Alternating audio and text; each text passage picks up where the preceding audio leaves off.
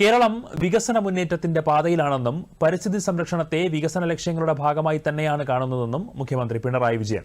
കേരള വികസന മാതൃകയുടെ പുതിയ പതിപ്പ് യാഥാർത്ഥ്യമാക്കാനാണ് സർക്കാർ ശ്രമിക്കുന്നതെന്നും മുഖ്യമന്ത്രി പറഞ്ഞു. തിരുവനന്തപുരം ടാഗോർ തിയേറ്ററിൽ ഹരിത കേരളം മിഷൻ സംഘടിപ്പിച്ച പരിസ്ഥിതി സംഗമം ഉദ്ഘാടനം ചെയ്യുകയായിരുന്നു മുഖ്യമന്ത്രി. നവകേരളത്തിനായുള്ള ജലസുരക്ഷാ സമീപന രേഖയും മുഖ്യമന്ത്രി പ്രകാശനം ചെയ്തു. ജലസുരക്ഷാ സമീപന രേഖ തദ്ദേശ സ്വയംഭരണ വകുപ്പ് സ്പെഷ്യൽ സെക്രട്ടറി ടി.വി. അനുപമ ഏറ്റുവാങ്ങി. നെല്ലുപയോഗിച്ച് തയ്യാറാക്കിയ കുഞ്ചിപ്പെട്ടി അരി കട്ടമുടിയിലെ കർഷകയായ നീലമ്മ ബഹുമാനപ്പെട്ട മുഖ്യമന്ത്രിക്ക് കൈമാറുന്നു.